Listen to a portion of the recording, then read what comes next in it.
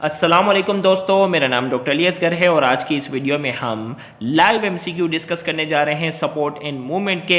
याद रहे इससे पहले हम सपोर्ट एंड मूवमेंट के बहुत सारे लेक्चर डिस्कस कर चुके हैं और इसके साथ साथ हम इंपॉर्टेंट पॉइंट्स और एमसीक्यू की प्रैक्टिस भी करते गए हैं। तो आज की इस वीडियो में हम मजीद एमसीक्यू को जो है वो डिस्कस करने जा रहे हैं। तो जैसा कि आप जानते हैं कि लाइव वीडियो की नोटिफिकेशन स्टूडेंट तक पहुँचते हुए तकरीबन 1 से 2 मिनट लगते हैं। तो जिन जिन बच्चों को लाइव वीडियो की नोटिफिकेशन रिसीव हो रही हो वो जल्द से जल्द इस वीडियो का लिंक अपने तमाम दोस्तों तक जो है वो सेंड करें ताकि वो भी आज के इस लाइव सेशन में क्या कर सके, पार्टिसिपेशन कर सके। तो जिन जिन बच्चों को लाइव वीडियो की नोटिफिकेशन रिसीव हो चुकी है वो कमेंट सेक्शन में अपना नाम और अपने शहर का नाम लिखें ताकि इससे हमें ये आइडिया हो कि पाकिस्तान के किन किन शहर से हमारे इस लाइव सेशन को जो है वो सुना जा रहा है। तो आज के इस लाइव सेशन में हम डिस्कस करेंगे सपोर्ट एंड मूवमेंट के एमसीक्यू को। तो उम्मीद करते हैं कि लाइव वीडियो की नोटिफिकेशन स्टूडेंट तक पहुंच चुकी है और हम अपने सेशन का बाकायदा जो है वो आगाज करते हैं।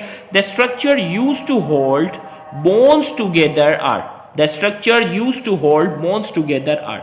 वो स्ट्रक्चर जो बोन्स को आपस में होल्ड करके रखता है उन स्ट्रक्चर को क्या कहते हैं? 4 ऑप्शन आपके सामने इस वक्त स्क्रीन पर मौजूद हैं। Option A tendon, option B ligaments, option C cartilages, option D girdles. तो 4 ऑप्शन आपके सामने इस वक्त स्क्रीन पर मौजूद है और आपने एक ऑप्शन जो है वो सेलेक्ट करना है। देखते हैं करेक्ट आंसर जो है वो किसका आता है। कमेंट सेक्शन में एमसीक्यू का नंबर और इसके साथ साथ आप ऑप्शन जो है वो लिखेंगे। इससे मुझे ये आइडिया हो जाएगा कि कौन से एमसीक्यू में आप क्या आंसर मार्क कर रहे हैं। The structure used to hold bones together are. वो स्ट्रक्चर जो बोन्स को आपस में होल्ड करके रखता है उन स्ट्रक्चर को क्या कहते हैं? 4 ऑप्शन आपके सामने इस वक्त स्क्रीन पर मौजूद है। Option A tendon, option B ligament, option C cartilages, option D girdle. तो हमारे पास जो है वो 4 ऑप्शन आपके सामने इस वक्त स्क्रीन पर मौजूद है और इस एमसीक्यू का जो करेक्ट आंसर हमारे पास है बी लिगामेंट्स।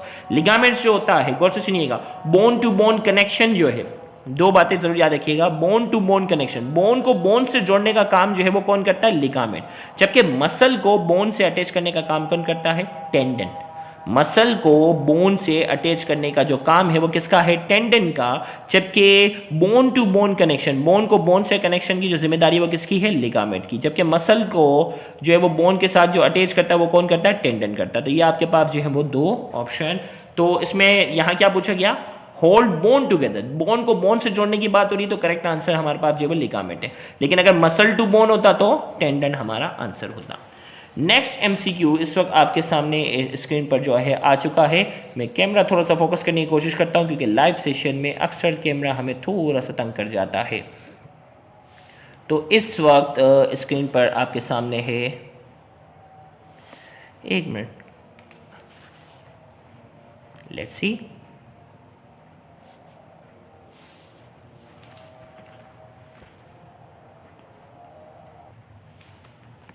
चले भाई, the joints that allow movement in several direction and at which 2 pair of muscles are present perpendicular to each other are. हमें पूछा जा रहा है इस एमसीक्यू में, the joints that allow movement in several direction, वो जॉइंट जिसमें movement जो होती है वो सेवरल डायरेक्शन में होती है, and at which 2 pairs of muscles are present perpendicular, जिसमें मसल के जो 2 पेयर हैं वो एक दूसरे के मुकाबले में 90 डिग्री के एंगल पर होते हैं, उस जॉइंट को हम क्या कहते हैं? 4 ऑप्शन आपके सामने इस वक्त स्क्रीन पर मौजूद है। ऑप्शन ए में कहा जा रहा है ball and socket joint, option B में कहा जा रहा है हिंज जॉइंट, ऑप्शन सी में कहा जा रहा है इमूवेबल जॉइंट और ऑप्शन डी में कहा जा रहा है स्लाइडली मूवेबल जॉइंट। तो वो जॉइंट जो मूवमेंट जो है वो सेवरल डायरेक्शन में देता है उसका आंसर आपने देना है। देखते हैं किसका करेक्ट आंसर आता है। तो इस एमसीक्यू का जो करेक्ट आंसर हमारे पास है option A, ball and socket joint is the correct answer. Ball and socket joint is the correct answer. देखिए सेवरल डायरेक्शन कही ना, हिंज जॉइंट के अंदर क्या होता है? हिंज जॉइंट के अंदर जो है वो हिंज की तरह, जैसे दरवाजे का जो कब्जा होता है कैसे मूवमेंट करता है वैसे होती है। इमूवेबल जॉइंट में तो जॉइंट मूवमेंट ही नहीं है, और स्लाइडली मूवेबल जॉइंट तो ऑप्शन ही बिल्कुल वो हो गया। और ये स्लाइडली मूवेबल जॉइंट क्या होता है? रिब्स और वर्टिब्रा के दरमियान जो जॉइंट होता है वो स्लाइडली मूवेबल जॉइंट है। नेक्स्ट एमसीक्यू आपके सामने इस वक्त स्क्रीन पर मौजूद है। A genetic deformity of skeleton that lead to inhalation of food into lung causing aspiration pneumonia. हमें कहा जा रहा है वो कौन सी जेनेटिक डिफॉर्मिटी है जिसमें खाना जो होता है वो फेफड़ों में चले जाता है, जिसकी वजह से हो जाता है एस्पायरेशन निमोनिया। निमोनिया कहते हैं लंग इन्फेक्शन को। निमोनिया कैसे कहते हैं? Lung infection. अब खाना अगर फेफड़ों में चला जाएगा तो इन्फेक्शन तो होगा, तो वो कौन सी कंडीशन है? 4 ऑप्शन आपके सामने इस वक्त स्क्रीन पर है। ऑप्शन ए में कहा जा रहा है क्लेफ्ट पैलेट, और ऑप्शन बी में कहा जा रहा है माइक्रोसिफेली, ऑप्शन सी में कहा जा रहा है ऑस्टियोपोरोसिस, ऑप्शन डी में कहा जा रहा है ऑस्टियोआर्थराइटिस। तो आपके पास 4 ऑप्शन है, एक ऑप्शन जो है वो कमेंट सेक्शन में आपने सेलेक्ट करके बताना है। देखते हैं किसका आंसर जो है वो करेक्ट आता है। 4 ऑप्शन आपके सामने, cleft palate, microcephaly, osteoporosis, osteoarthritis. तो 4 ऑप्शन आपके सामने इस वक्त स्क्रीन पर मौजूद है और आपने एक ऑप्शन जो है सेलेक्ट करना है।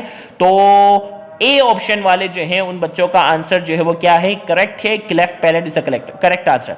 क्लेफ्ट पैलेट में क्या होता है कि माउथ जो है ना उसकी रूफ जो होती है वो सही तरीके से नहीं बनी होती। क्लेफ्ट का मतलब होता है गैप, पैलेट का मतलब है जो माउथ है उसकी जो रूफ बना रही होती है, उसकी छत जो बना रही होती है वो उसे कहते हैं पैलेट। अब पैलेट के अंदर अगर गैप होगा तो जब भी खाना खाया जाएगा तो वो खाना जो होगा किस में चले जाता है? हलक में चले जाता है, नेजल कैविटी में चले जाता है, और उस नेजल कैविटी के थ्रू क्या हो सकता है? वो लंग में भी जा सकता है, जिसकी वजह से क्या हो सकता है? एस्पायरेशन निमोनिया हो सकता है। जबकि माइक्रोसिफेली के अंदर स्केलेटन छोटा होता है, इसका लंग एस्पायरेशन निमोनिया से दूर दूर तक ताल्लुक नहीं है। ऑस्टियोपोरोसिस हार्मोनल डिसऑर्डर है और इसका भी दूर दूर से एस्पायरेशन निमोनिया से ताल्लुक नहीं है, इसमें हड्डियां खोखली हो जाती हैं। और ऑस्टियोआर्थराइटिस जॉइंट का मसला है, उसका भी एस्पायरेशन निमोनिया से दूर दूर से कोई ताल्लुक नहीं है। तो इस एमसीक्यू का जो करेक्ट आंसर हमारे पास क्या है? Option A cleft palate is the correct answer. Next MCQ है a condition in which palatine process of maxilla and palatine fail to fuses. हमें कहा जा रहा है वो कौन सी कंडीशन होती है जिसमें palatine process of maxilla, maxilla वाली जो बोन है ना उसका जो पैलेटाइन प्रोसेस है वो क्या हो जाता है? Fail to fuse. ये जो बोन होती है वो आपस में फ्यूज होने में नाकाम हो जाती है, उस डिसीज को क्या कहते हैं? वही 4 ऑप्शन आपके सामने स्क्रीन पर मौजूद हैं। Option A cleft palate, option B microcephaly, option C arthritis और ऑप्शन डी ऑस्टियोपोरोसिस। तो 4 ऑप्शन आपके सामने इस वक्त स्क्रीन पर मौजूद हैं। तो बहुत ही आसान एमसीक्यू, सेम आंसर है इसका भी, और इसका आंसर जो है वो क्या है? Cleft palate is the correct answer. Cleft का मतलब होता है गैप। अगर पैलेटाइन बोन सही तरीके से फ्यूज नहीं होंगी, पैलेटाइन बोन सही तरीके से फ्यूज नहीं होगी तो गैप रह जाएगा। तो इसका आंसर जो है वो A is the correct answer. Next MCQ आपके सामने इस वक्त स्क्रीन पर मौजूद है। Which of the following is a genetic deformity of skeleton? इनमें से कौन सी डिजीज जो है वो जेनेटिक डिफॉर्मिटी यानी जीन में, डीएनए में अगर मसला होगा तो ये डिफॉर्मिटी होगी। आपके सामने इस वक्त ऑप्शन है क्लेफ्ट पैलेट, ऑप्शन बी में कहा जा रहा है माइक्रोसिफेली, ऑप्शन सी आर्थराइटिस और ऑप्शन डी जो है ऑल ऑफ दीज कह रहा है। तो आपके सामने देखें कि लाइव में थोड़ा कैमरा मुझे तंग करता है, एक थोड़ा सा मैं फोकस करने की कोशिश करूं। Which of the following is a genetic deformity बतानी है। तो 4 ऑप्शन आपके सामने इस वक्त स्क्रीन पर मौजूद है और आपने एक ऑप्शन जो है वो सेलेक्ट करके बताना है। देखते हैं इसका करेक्ट आंसर कितने बच्चे बताते हैं। तो इसका करेक्ट आंसर हमारे पास है D, all of this is the correct answer. ये तमाम की तमाम जेनेटिक डिफॉर्मिटी है, आर्थराइटिस हो, क्लेफ्ट पैलेट हो या माइक्रोसिफेली हो।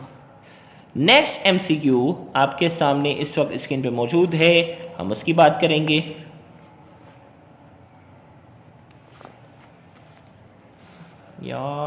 The presence of a small size skull because of genetic skeletal deformity is referred to as presence of a small size skull. Small size skull नाम से ही idea हो गया वो कौन सी जेनेटिक डिफॉर्मिटी है? माइक्रोसिफेली, ऑस्टियोआर्थराइटिस, क्लेफ्ट पैलेट और rickets. तो 4 ऑप्शन आपके सामने हैं। Presence of small size skull की बात हो रही है तो आपके सामने एक एमसीक्यू, एक ऑप्शन जो है वो करेक्ट है, microcephaly is the correct answer. Next हमारे पास एमसीक्यू है over 100 different types of inflammatory और degenerative diseases that damage the joint is referred to as. हमें कहा जाए 100 टाइप्स ऑफ इन्फ्लेमेटरी और डीजेनरेटिव डिजीज है जिसमें जॉइंट जो होता है वो डैमेज हो जाता है, उसे क्या कहते हैं? Option A cleft palate, option B microcephaly, option C arthritis और option D all of these. हमारे पास जो है वो 4 ऑप्शन, इसमें जो है वो 4 ऑप्शन हैं तो आपने एक ऑप्शन करना है that damage the joint. Microcephaly में तो स्कल छोटा था, अभी जिक्र हो गया। क्लेफ्ट पैलेट के अंदर गैप था, ये भी डिस्कस हो गया। डैमेज द जॉइंट तो क्लियर आ गया। आर्थराइटिस के अंदर जो जॉइंट होते हैं वो क्या हो जाते हैं? जो डैमेज हो जाते हैं। तो इसका करेक्ट आंसर हमारे पास जो है वो क्या है? आर्थराइटिस। नेक्स्ट एमसीक्यू इस वक्त आपके सामने स्क्रीन पर है। Which statement is not true for osteoporosis? Osteoporosis के हवाले से इनमें से कौन सा स्टेटमेंट जो है वो करेक्ट नहीं है? ऑप्शन ए में कहा जा रहा है अकर मोस्टली इन एजिड वुमेन, ये एजिड वुमेन में होता है। ऑप्शन बी में कहा जा रहा है the bone mass is reduce, bone mass जो है रिड्यूस हो जाता है। ऑप्शन सी में कहा जा रहा है promoted bye diet poor in calcium and protein, और ऑप्शन डी में कहा जा रहा है न्यूट्रिशनल स्केलेटल डिफॉर्मिटी। चार ऑप्शन है, एक ऑप्शन आपने जो सेलेक्ट करना है और वो क्या होना चाहिए? ऑस्टियोपोरोसिस के हवाले से ट्रू नहीं होना चाहिए।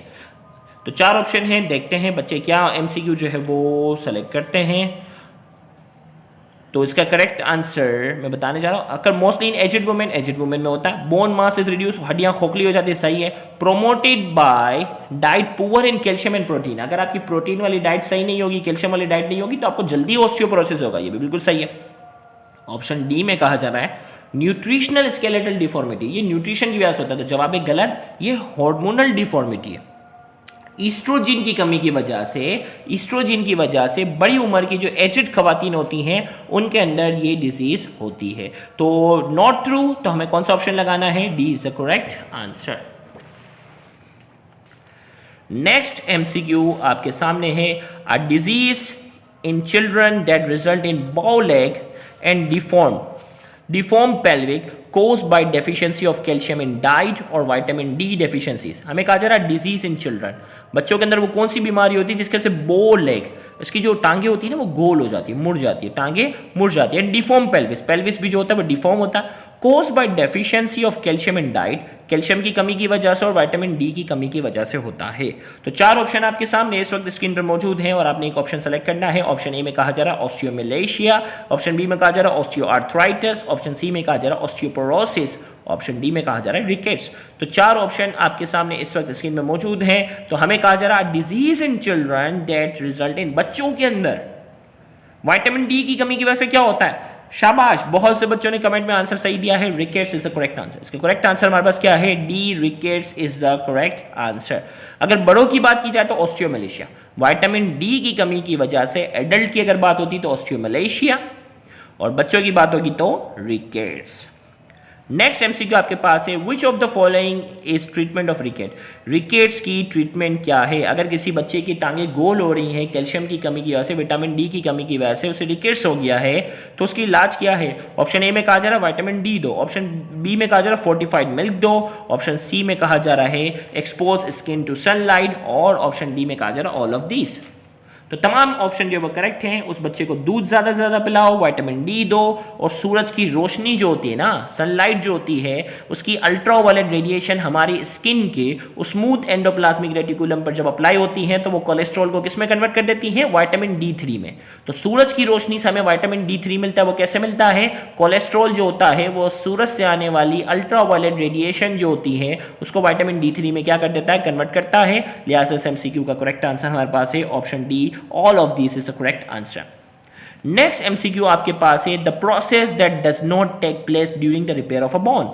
इनमें से कौन सा प्रोसेस है जो रिपेयर ऑफ अ बोन से उसका ताल्लुक नहीं है? रिपेयर ऑफ अ बोन, हड्डी जब जुड़ती है ना उससे उसका ताल्लुक नहीं है। तो इस ऑप्शन ए में कहा जा रहा है हेमेटोमा फॉर्मेशन, ऑप्शन बी में कहा जा रहा है कैलस फॉर्मेशन, ऑप्शन सी में कहा जा रहा है रीअलाइनमेंट, और ऑप्शन डी में कहा जा रहा है रीमॉडलिंग। तो चार ऑप्शन आपके सामने हैं, जल्दी से कमेंट सेक्शन में एक ऑप्शन जो है वो सेलेक्ट करें, देखते हैं किसका आंसर जो है वो करेक्ट आता है। तो चार ऑप्शन आपके सामने हैं, the process that does not take place during the repair of a bone. Bone की रिपेयर में वो कौन सा प्रोसेस है जो शामिल नहीं होगा? ऑप्शन ए में कहा जा रहा है हेमेटोमा फॉर्मेशन, ऑप्शन बी में कहा जा रहा है कैलस फॉर्मेशन, ऑप्शन सी में कहा जा रहा है रीअलाइनमेंट, और ऑप्शन डी में कहा जा रहा है रीमॉडलिंग। तो चार ऑप्शन आपके सामने हैं। इस एमसीक्यू का करेक्ट आंसर रीअलाइनमेंट। अलाइनमेंट का मतलब हड्डी जैसे आपस में इसको हम अटैच करके रख देते हैं ना, हड्डी जब टूटती है तो डॉक्टर क्या करता है? उस बोन को, उस हड्डी को अपनी जगह पर क्या कर देता है? बिठा देता है। अलाइनमेंट हो गई। अब बोन फॉर्मेशन के दौरान रीअलाइनमेंट थोड़ी होगी कि हड्डी के जो दो पीसेस हैं वो अपनी जगह से हटेंगे और दोबारा चुनेंगे, नहीं, कैलस यानी नए सेल बनते हैं, रीमॉडलिंग होती है। हेमेटोमा फॉर्मेशन, ब्लड की कलेक्शन वहाँ क्या होती है? जमा होती है। रीअलाइनमेंट नहीं होती। एक बार अलाइन हो गई ना, हड्डी अपनी जगह पर आ गई तो बार बार वो अपनी जगह छोड़कर अलग अलग जगह पर नहीं जुड़ेगी। तो रीअलाइनमेंट इसका आंसर नहीं है। नेक्स्ट एमसीक्यू आपके सामने इस वक्त स्क्रीन पर ला रहे हैं, a disease that cause immobility and fusion of joint. वो कौन सी डिजीज हमने पढ़ी थी? देखो हम डिसऑर्डर तो पढ़ चुके हैं ना, वो कौन सी डिजीज है जिसमें क्या होता है, immobility and fusion of joint. Joints जो होते हैं वो आपस में फ्यूज हो जाते हैं और इनकी मोबिलिटी सही तरीके से नहीं होती। 4 ऑप्शन आपके सामने इस वक्त स्क्रीन पर मौजूद है। ऑप्शन ए में कहा जा रहा है ऑस्टियोपोरोसिस, ऑप्शन बी में कहा जा रहा है स्पॉन्डाइलोसिस, ऑप्शन सी में कहा जा रहा है सियाटिका, ऑप्शन डी में कहा जा रहा है arthritis. A disease that cause immobility and fusion of joint, वो डिजीज जो इमोबिलिटी और फ्यूजन ऑफ जॉइंट करवाती है। 4 ऑप्शन आपके सामने इस वक्त स्क्रीन पर मौजूद है और हमें एक ऑप्शन जो है वो सेलेक्ट करके बताना है। Option A, option B, option C और ऑप्शन डी। तो एक ऑप्शन आपने जो है वो सेलेक्ट करना है। देखते हैं करेक्ट आंसर क्या आता है। इसका करेक्ट आंसर हमारे पास है स्पॉन्डाइलोसिस। क्या आ गया? Spondylosis is the correct answer. Next हमारे पास है, if stabbing pain radiates over the course of sciatic nerve the person is suffering from. If stabbing pain radiates over the course of sciatic nerve the person is suffering from.